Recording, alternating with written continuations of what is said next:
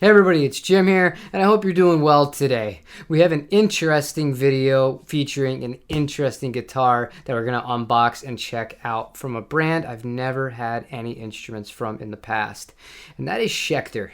Schecter get labeled as a metal brand, and somewhat rightfully so outside of a few more contemporary takes on T and S style guitars. A lot of super strats and things that are meant for higher gain, not really up my alley. But I saw this guitar listed in Japan, and I could not believe my eyes because I said, there's no way Schecter made this, yet they did. Now we're going to unbox it, take a look, then we'll put it on the bench, we'll talk about it, and obviously we're going to play it afterwards.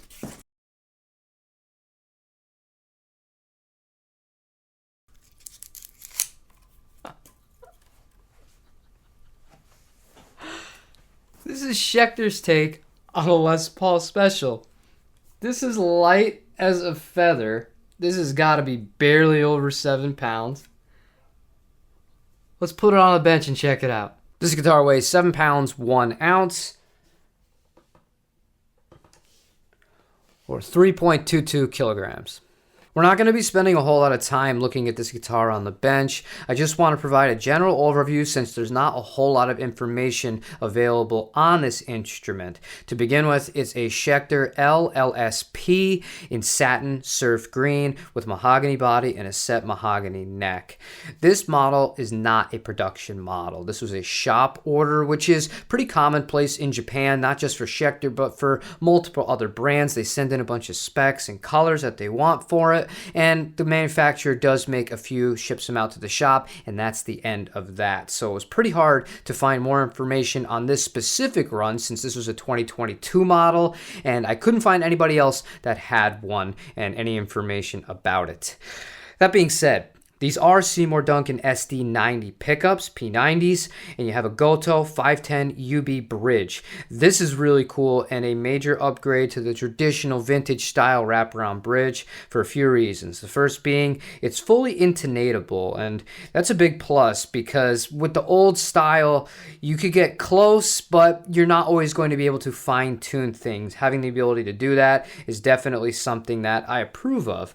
The second thing I find cool about this bridge is you can actually lock the studs into the guitar in place. There were Japanese instructions that were provided to me in the Schecter gig bag, which I'm just going to sidebar real quick, is not, in my opinion, a high enough quality to house an instrument like this. If it was an F-style guitar, no problems, but there's definitely not enough neck support for this style of instrument, in my opinion. So if you do find one of these, I would recommend upgrading the case or planning to upgrade the case.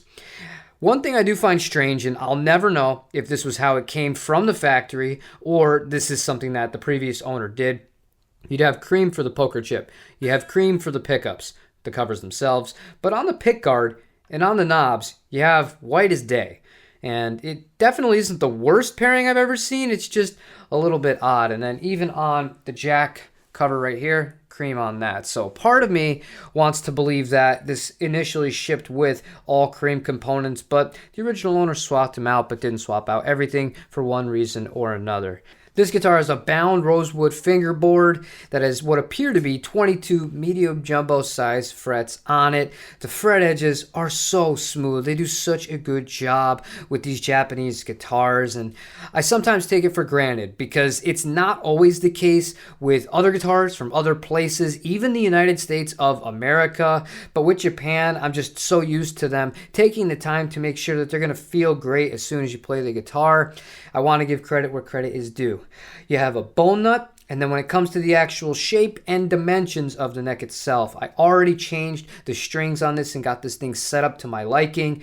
The depth at the first fret is 0.87. The depth at the 12th fret is 0.93. The actual shape of the neck reminds me of a little bit bigger 60 slim taper from Gibson with slightly more shoulder on it. The finish is a satin to match the rest of the guitar, and yeah, it's a really, really comfortable experience to play it. And that leads us to the final thing, and the one thing that really caught my eye because I absolutely love the font that they used, and that's the headstock. That is killer. It really captures the vintage vibe of this guitar. They nailed it with that. And then on the back here, you do have Goto tuners, and I'm a big fan of them. High quality hardware made by Schecter Japan with an S22 serial number. So this was made 2 years ago in 2022. All that being said, let's hear what it sounds like.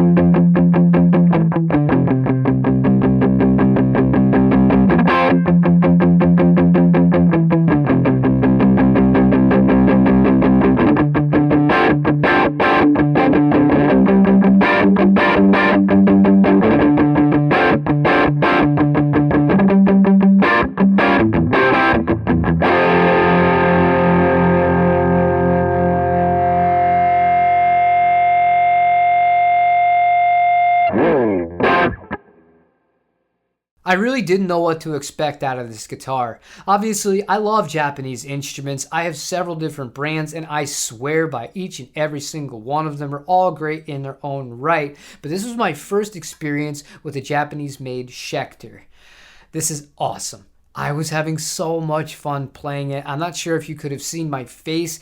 Depending on the edit, you may or may not see it after the fact, but I was smiling for almost the duration of all of those playing samples, and it really brought out a lot of my youth in my playing. I was playing a lot of punk rockish kind of power chords and even some palm muting stuff here in between, and it really just was a great experience, and this is a fantastic instrument. But back to that punk rock thing I was just talking about, the palm muting. I don't always find it comfortable on guitars that have these style of saddles on them, but on this one, on this Goto 510U bridge, the saddles are a little bit lower. They're almost kind of in line with the top of the actual rest of the wraparound itself. So when you are palm muting, they don't dig into your hands. Like I can do this no problem. I can't do that with my R9. If I did that with my R9, I would be jagging the thing up, and that would not be a very cool experience. So big plus on that. Not only is this thing fully intonatable, which is a huge advantage for a wraparound guitar bridge, but it's comfortable to play. Now I'm going to answer some questions that I'm sure are going to pop up in the comment section if I don't address them right now in the video, especially from people who have seen this now and thought, that's pretty cool, and obviously I think that this thing is really, really great instrument. Can I buy one as well? The unfortunate answer to that is no. This was not a full-on production model from Schecter Japan. This was a spot order for a specific store out there, and this is the only one that I was able to find any information on because I was really interested. I wanted to know if there was any other potential pastel colors, finishes, options, and I did find a few that were a bit different, much more natural finishes on them, but all of the other hardware and the actual electronics were the same, but they're not something that they make and mass produce, so you'd have to get lucky and find one on the used end. But it leads me to an opportunity. If there's anyone from Schecter USA that's watching this video, I think you really do have something really cool on your hands with this, especially given the combination of the pickups. I love this logo. I know you can't do the same headstock, but the logo, I would keep the logo here, keep the 510 bridge offered here in America. This is something that if you gave it some different kind of pastels, you're opening up to a different sector of the market. I've seen you do it with T-style guitars and S-style guitars that are a little bit more traditional. Why not go for it for one of these? I went to Sweetwater. I do see you have a solo series, which are single cut guitars, but they all have regular humbuckers, and some of them are really extreme as far as the output goes.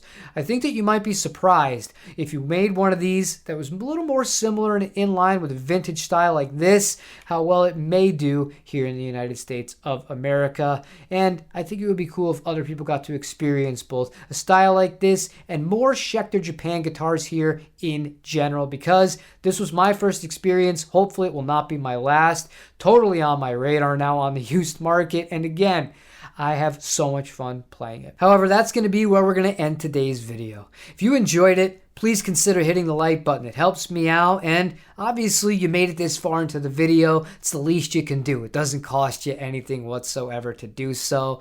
Subscribe if you haven't already. If you're into kind of off the beaten path or one-off guitars, I'm a huge fan. I'm always looking for something new and something different outside of the norm of what you normally find on YouTube. But thanks again for watching. I hope you have a wonderful rest of your day. Take it easy, everybody.